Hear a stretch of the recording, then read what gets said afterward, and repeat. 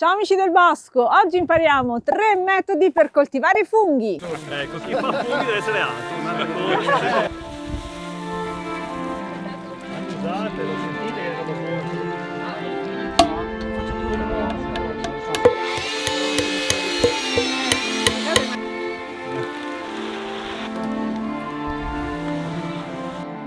Perché è importante coltivare funghi? Sono molto buoni da mangiare, hanno delle grandi potenzialità per la nostra salute, ci permettono di riciclare dei materiali. Poi sì, perché è divertente, è bellissimo fare i funghi.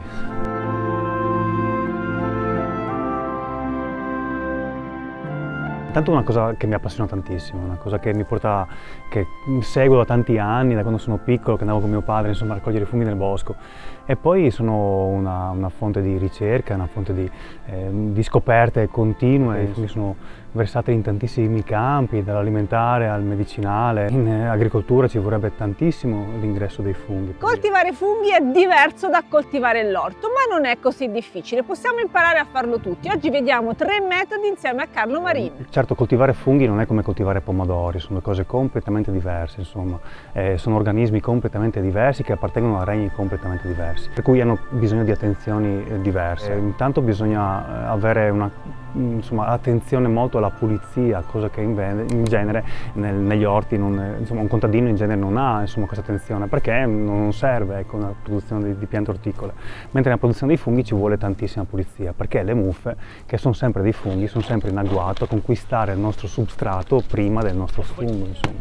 Per cui bisogna essere molto attenti a pulizia. Sì, esatto, è proprio lui.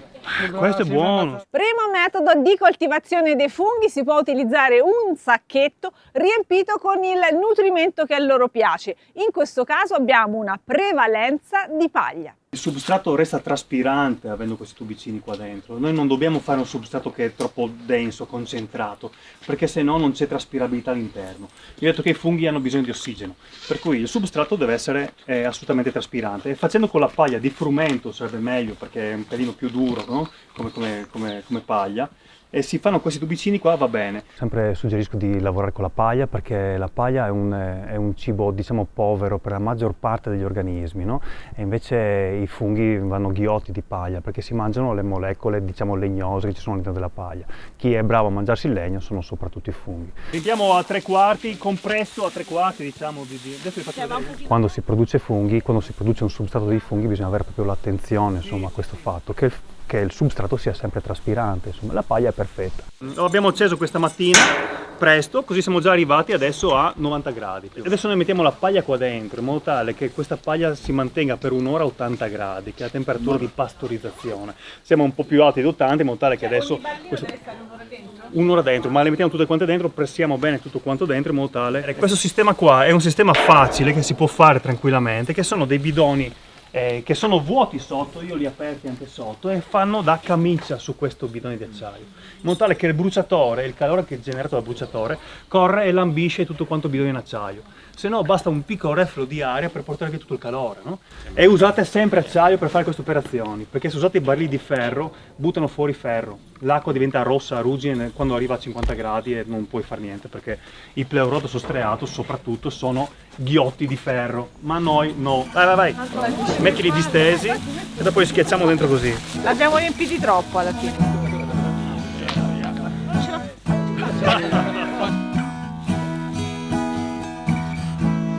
Mettiamo il primo coperchio per metterci i fondi di caffè, tutte quelle cose che altrimenti da quei sacchetti lì uscirebbero fuori, no? Tutte quelle cose nutrienti da aggiungere, no? Poi si possono aggiungere altri prodotti, io in genere uso crusca, magari una piccola parte di crusca, se no aggiungo del cipato anche, cipato di potature, o se no lavoro con i pellet di faggio ad esempio, che apporta una parte legnosa, insomma, differente a questo substrato. Più nutrienti si mettono all'interno, più è rischioso ovviamente che arrivino altre contaminazioni, però anche più buono sarà il fungo, per cui insomma chi viene nei corsi consiglio anche di cercare di implementare un pochino il substrato con dei nutrienti in più, in modo tale che il fungo sia più buono, in modo tale da poter vendere anche il prodotto finale a un prezzo maggiorato, insomma, rispetto a quello che si trova al supermercato, che basicamente sono fatti solamente sul paglia. Insomma. Allora, succede che se ti va bene produce molto bene. Se non ti va bene partono le contaminazioni, perché questa roba qua è molto nutriente. Qua È andata male. quando usiamo noi questi prodotti partono le muffe molto facilmente, per quello che se noi usiamo solo paglia si va tranquilli. Se si va ad apportare azoto arrivano tutte le contaminazioni, possono arrivare, perché bisogna lavorare ancora meglio, ancora più puliti, con la crusca, con di tutte le cose che andiamo ad aggiungere, no? Di nutriente, di azotato all'interno del nostro substrato. Mettiamo il termometro. Sta salendo. Santa, vai. Attenzione, per cui aspettate che sgoccioli, non abbiamo fretta. Ok? Si possono aggiungere fondi di caffè, io spesso li uso, i fondi di caffè vanno bene, mai da soli i fondi di caffè perché sono molto acidi, per cui bisogna un po' tamponare l'acidità con dei sali, spesso uso gesso che va molto bene, il gesso agricolo, se no sì, si possono aggiungere tantissimi altri prodotti di scarto, insomma. Tutto sgocciolare, perché dopo quando li allarghi si riescono ad raffrescare, no? E dopo inoculiamo, aggiungiamo i sali, aggiungiamo la crusca che abbiamo qua e via. Dopo faremo invece, adesso facciamo un esperimento con la crusca, dopo facciamo un esperimento invece con i fondi di caffè.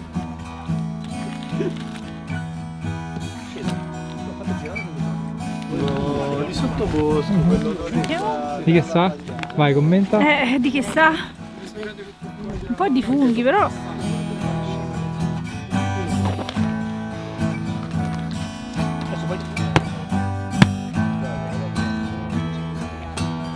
Sembra la torrone. Sì, esatto, è proprio lui. Questo è buono, sentite.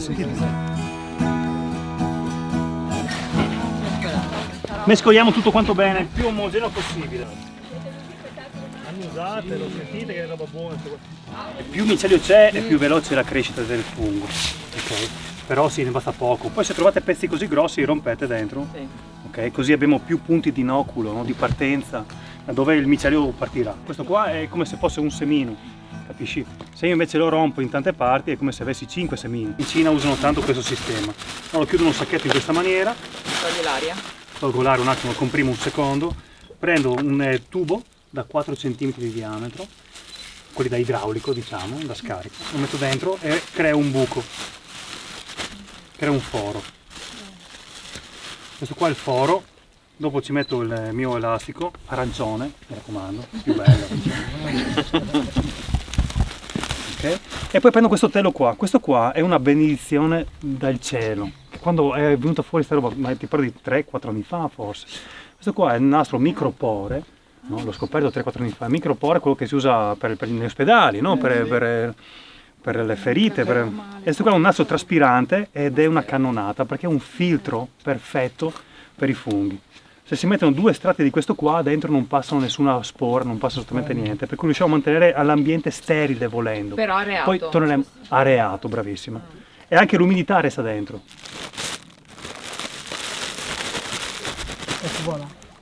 That's it, finito. Abbiamo fatto una balletta con il nostro pleurotus dentro, con crusca, con paglia, e abbiamo messo il filtro in modo tale che ci sia la traspirabilità appunto dei gas all'interno, che non esca l'umidità e che soprattutto non entrino contaminazioni. Questa qua potete mettere in camera.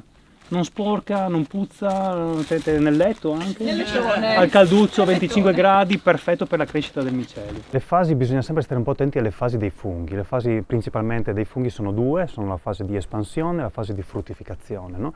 Allora, quando si producono le ballette di funghi, di substrato per i funghi, bisogna fare attenzione alla prima fase, ovvero avere temperature alte per dopo, quando la balletta è completamente colonizzata, portarla nella fase di fruttificazione, ma sono 2 fasi un po' staccate. Per la prima fase bisogna pastorizzare il prodotto.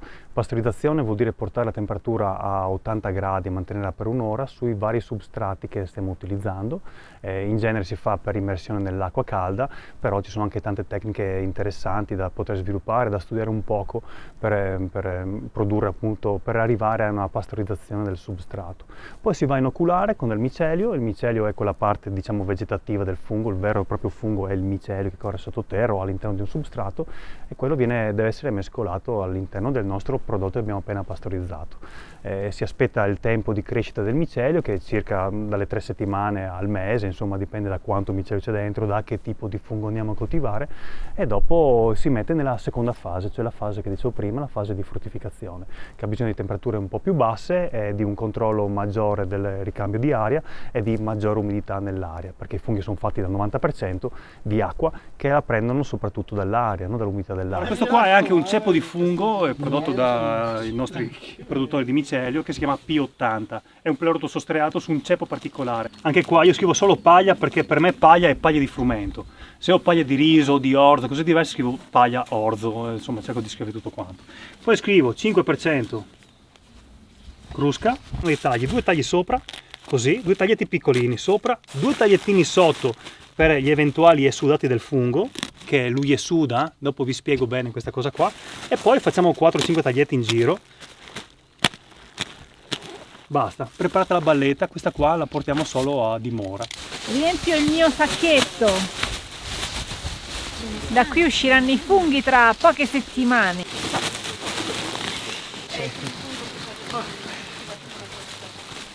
E ora i buchetti per l'ossigeno. 1, 2, un paio sotto. 1, 2. Ne apriamo un'altra e andiamo avanti a riempire. È passato 1 mese e mezzo dal corso e questo è il primo raccolto. Potevamo fare anche prima, ma avevamo un po' di temperature basse in casa. Questo lo prendiamo e poi rimettiamo la balletta al buio, perché potrebbero arrivare altri 2 raccolti. Questo è bello, è un bel sistema, il problema è tanta plastica, sempre solo quello il problema.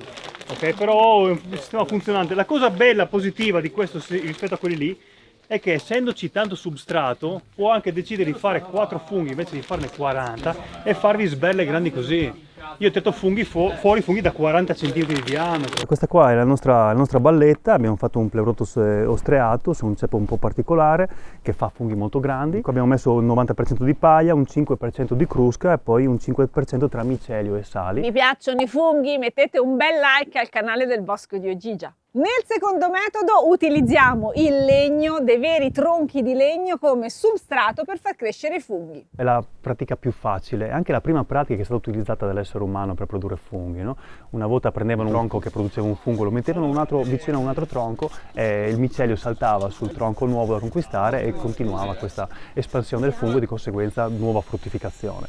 Noi invece cosa facciamo? Abbiamo dei tronchi che sono stati abbattuti poco tempo fa, circa 3 settimane, per cui abbiamo dato il tempo al tronco di morire, diciamo, del tutto, cioè di asciugarsi completamente e di perdere tutta la sua proprietà antifungina che ha naturalmente al suo interno, e andiamo a mettere del micelio. Ma siccome il pleuroto l'abbiamo già fatto su paglia, adesso cerchiamo di fare altri funghi su questo legno qua. Il micelio noi lo mettiamo con delle spine di legno che abbiamo precedentemente inoculato, che sono pronte per essere utilizzate, si fanno dei buchi, si vanno a piantare questi miceli e il micelio piano piano correrà e conquisterà tutto il nostro tronco. Questo qua è un altro tipo di coltivazione. Allora, quella che abbiamo parlato prima sui sacchetti è una produzione che può essere indoor, per cui può essere assolutamente controllata nei parametri e può essere fatta tutto l'anno.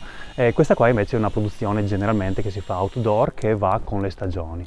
In genere, se noi utilizziamo shiitake, potremo avere una produzione di una fruttificazione a primavera e 2 fruttificazioni magari in autunno. In genere sono così queste pratiche. Anche qua c'è sempre la doppia fase, la fase di espansione, cioè la prima fase in cui abbiamo appena inoculato, bisogna aspettare un poco di tempo, i tronchi li teniamo uniti perché il micelio crescendo produce anche un po' di caldo, no? Un paio di gradi in più, questi tronchi restano uniti e lì il micelio crescerà. Dopo un po' di tempo, bisogna vedere quanto tempo ci vuole, perché abbiamo anche tronchi grandi, tronchi piccoli di varie misure, però quando è finita questa fase qua, in genere precedentemente della stagione in cui fruttificheranno, si vanno a mettere dentro l'acqua, in genere i shiitake si lasciano in ammollo dentro l'acqua e dopo si mettono a fruttificare. Nel giro di un paio di settimane, dopo che sono stati immersi nell'acqua, fruttificano e producono dei prodotti eccezionali. I più buoni shiitake che ci sono quelli su tronco. Nel mercato non ce ne sono tanti e io, insomma, se qualcuno vuole fare questo tipo di produzione, spingo molto ad andare in questa direzione qua, perché oltre alle proprietà organolettiche che ha il fungo, sono anche le proprietà medicinali che può avere un fungo al suo interno, che sono migliori quelli cresciuti sul legno rispetto a quelli cresciuti sulla paglia. Possiamo usare tutti gli scarti che abbiamo in agricoltura, nel nostro orto. Le potature sono prodotti interessanti, per cui possiamo implementare anche la produzione dei funghi, insomma, all'interno del nostro mondo delle orticole, ad esempio, perché possiamo fare le produzioni di funghi nei momenti in cui piove e possiamo farle all'interno di un capannone, no? Per cui, insomma, ci sono tanti buoni motivi. Uno, perché i funghi sono importanti da mangiare, ed questo bisogna farlo un po' capire alle persone. Attenzione, non bisogna mangiarne tantissimi, quello sì, però è importante mangiarli anche tutti i giorni, una piccola porzione. Poi sì, perché è divertente, è bellissimo fare i funghi. Terzo metodo, li possiamo coltivare anche direttamente a terra con la micopacciamatura. È un procedimento abbastanza nuovo e molto da sperimentare, perché ci sono tantissimi tipi di funghi, tantissimi tipi di substrati che possono usare e ogni ambiente ha le sue caratteristiche specifiche. Questo qua è il telo che usano i pittori spesso. Prepariamo la paglia, la mescoliamo qua, ci mettiamo il caffè anche, che abbiamo pastorizzato ieri, che era già in buone condizioni, però bisogna pastorizzarlo di nuovo, e ci mescoliamo il micelio. Mescoliamo sopra, questo qua c'è un po' di legno. Abbiamo fatto micopacciamature in tutta Italia, abbiamo visto che ad esempio in Sicilia hanno molto più caldo, per cui bisogna usare dei funghi che sono termofili, per cui per le zone calde non si possono usare, cioè non si usano funghi mesofili per le zone fredde ad esempio, e per cui bisogna sempre adattare, insomma, il fungo nell'ambiente dove andiamo a coltivare. Si chiama lepista nuda, è sempre un fungo terricolo, di conseguenza sono abituati a mangiare un poco e un poco, non è che mangiano direttamente paglia, non sono specializzati, ecco, nelle materie legnose, ecco, però mangiano un po'. Allora vedete qua è una caratteristica di questo micelio, è che è molto friabile, no, vedete? Allora o è una caratteristica del fungo che io ripeto la prima volta che vedo, o è proprio il fungo che è debole. In genere, avete visto il micelio di ieri che era tutto bello compatto? Questo qua è un micelio particolare perché proprio è un micelio che tende al viola, no? Anche sulle piastre a pietri, proprio invece di essere bianco come la maggior parte dei miceli, questo è un fungo violetto. Non ha odori particolari, cerco sempre di mettere insieme queste cose, no? C'è un fungo che è commercializzabile, che si può portare nel mercato, rispetto a un fungo che non è commercializzabile. Ci sono tanti funghi che sono buoni, che crescono sempre nella stessa situazione, però non si possono portare al mercato, no? Io cerco di mettere la doppia cosa, che sia win-win, no?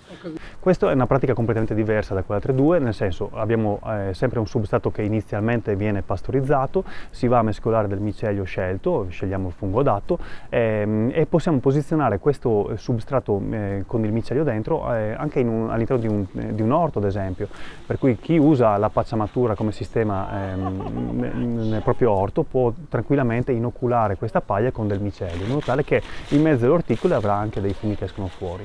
Si usano dei funghi terricoli, sempre funghi che mangiano materiale legnoso, ci sono tanti, insomma, candidati, insomma, a questa operazione e sono molto interessanti, si vanno a implementare le due cose. Cosa succede all'interno dell'orto? È che questa paglia viene digerita più velocemente, diventa di nuovo nutriente per le piante e il fungo anche mantiene un equilibrio all'interno del microbioma del sottosuolo, dove c'è un equilibrio appunto generato da questo fungo che mantiene un poco il controllo, non lascia prevaricare i nematodi ad esempio, non lascia prevaricare altri microrganismi che potrebbero appunto provocare, insomma, degli squilibri all'interno del sistema suolo. Intorno al mondo della coltivazione dei funghi è nata una comunità con la quale si può entrare in rete per scambiarsi tanti consigli e anche miceli. Mi comando una rete di persone, insomma, che stanno crescendo e si stanno espandendo un po' come il micelio, grazie un po' ai corsi, insomma.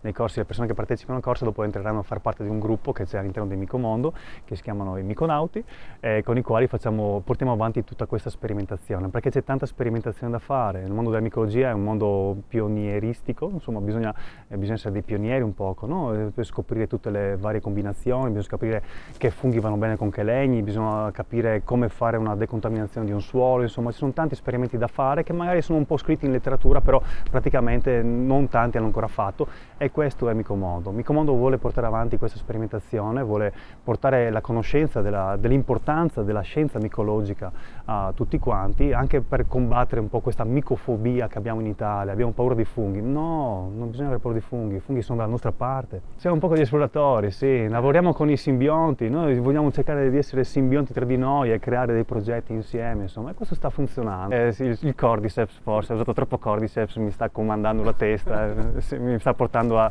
insomma, a sviluppare più funghi per tutti, per loro, insomma, a sviluppare il regno dei funghi. I funghi fanno bene alla salute, sì. I funghi ci aiutano a detossificare il corpo, sono epatoprotettivi, per cui proteggono il nostro fegato, no? Invece si pensa sempre che i funghi fanno male al fegato, non è vero.